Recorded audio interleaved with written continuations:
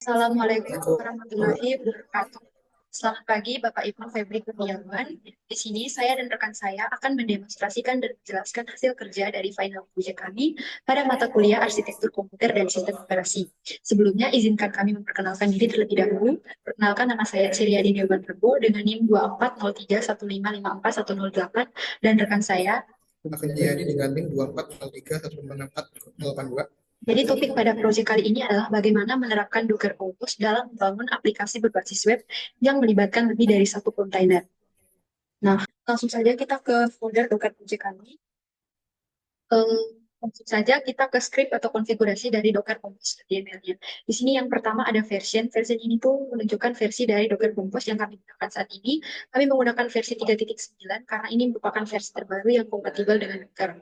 Kemudian yang kedua ada name. Name ini tuh mendefinisikan nama dari proyek yang sedang kami jalankan, yaitu Computer Architecture and Operating System. Kemudian ada service. Nah, service ini adalah bagian penting daripada Docker Compose.yml ini karena di dalam service ini terdapat kontainer-kontainer seperti Nginx, MySQL, dan lain-lain.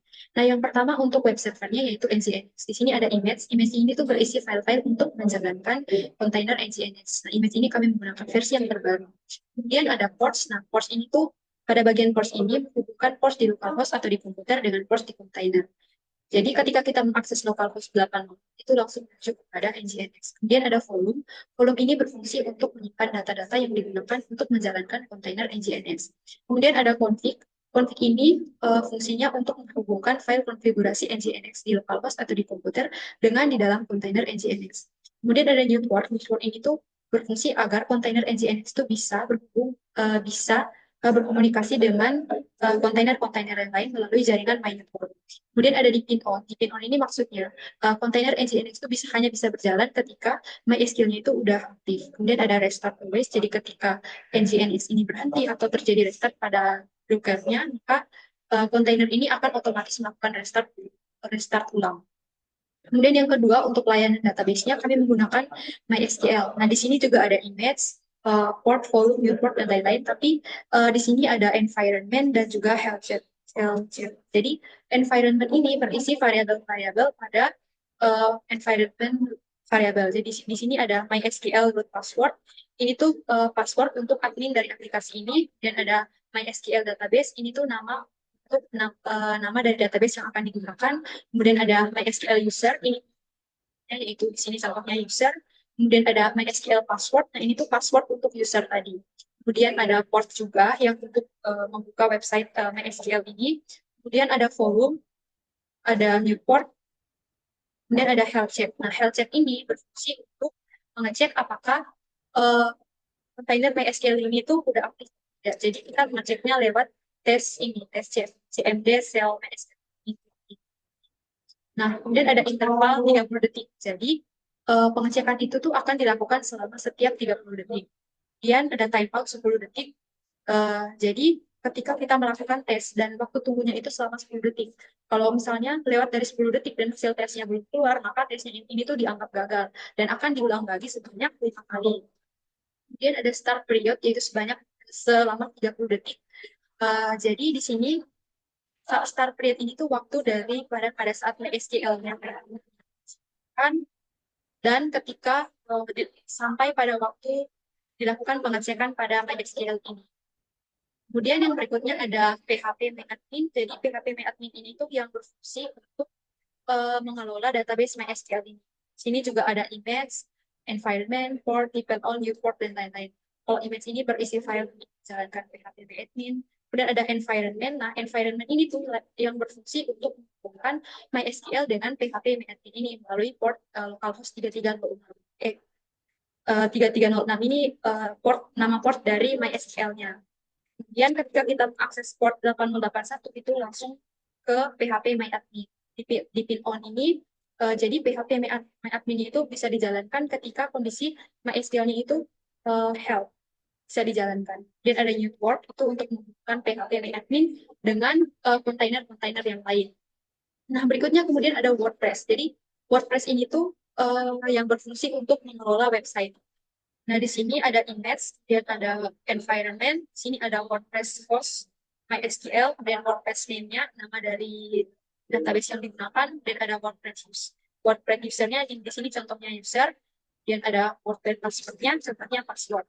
Kemudian ada port 8082 yang merupakan port di localhost dengan port di kontainer ini.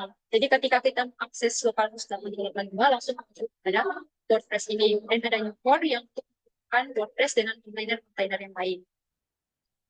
Kemudian di sini ada new port. Nah, new port ini tuh berfungsi untuk saling menghubungkan semua kontainer-kontainer yang ada di dalam Docker Compose.yaml ini melalui driver page yang default dari Docker.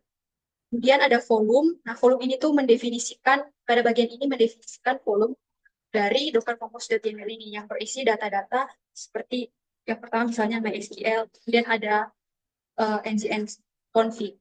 Kemudian ini ada driver lokal, dia ada external force. Jadi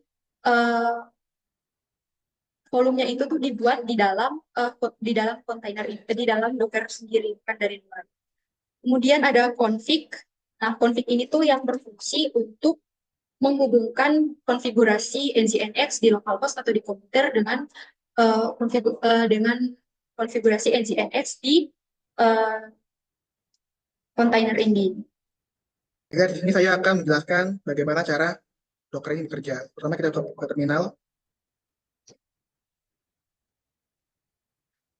Kita bisa ketik Docker Compose up build untuk dia merefresh semuanya dan bangun yang baru. Ketik ini kita sedang menunggu MySQL-nya untuk menjalankan health check-nya. Health check-nya cukup lama memang. Oke. Lalu kita cek apakah semuanya kontainer sudah berjalan melalui Docker PS. Kita lihat sini semuanya sudah berjalan, Nginx ada, PHP admin ada, WordPress ada, MySQL ada.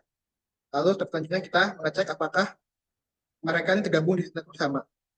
Gunakan Docker Network Inspect My Network. Nah, di sini kita bisa melihat kalau semuanya network dari My Network sudah ada ya. Lalu kita langsung akses saja. Baiklah, kita akan mengecek apakah sudah tersambung dengan Nginx-nya. Pertama kita akses ke bagian, kita akses localhost 8000 ya, sudah tersambung ya. Lalu kita buka GitHub-nya yang nanti bisa akan kirim linknya di deskripsi video. Lalu kita coba akses PHP admin-nya dengan port nomor 1041. Kita langsung masuk di database-nya.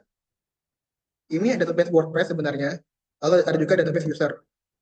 Ini usernya menunjukkan kalau misalnya kita kembali ke VS Code tadi, dia ada init SQL yang isinya tabelnya namanya user. Nanti akan saya tunjukkan. Lalu kita buka localhost 8082 untuk mengecek apakah tersambung dengan WordPress-nya. Ini sudah sambung dan juga sudah login. Kita bisa kalau buka dashboard, lalu kita juga bisa menambahkan post, misal add post, add new post, less. Ketika kita publish, kita akan melihat apakah ini sudah masuk ke database MySQL. Kita lihat postnya.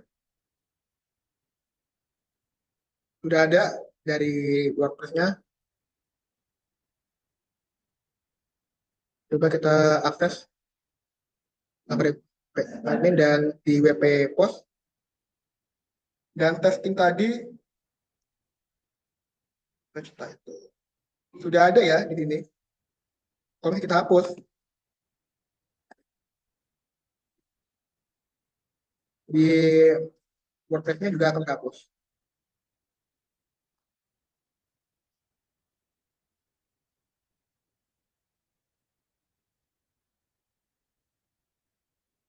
Jadi saya lihat tidak ada lagi postingan yang tadi baru kita buat karena kita sudah hapus di MySQL yang membuktikan bahwa keduanya sudah terintegrasi. Baik, itu tadi demonstrasi dari proyek yang telah kami kerjakan mengenai bagaimana menerapkan Docker Compose dalam aplikasi berbasis web yang menggunakan lebih dari satu kontainer. Sekian dari kami. Dan dari kami, jika ada kesalahan kami mohon maaf. Wassalamualaikum warahmatullahi wabarakatuh.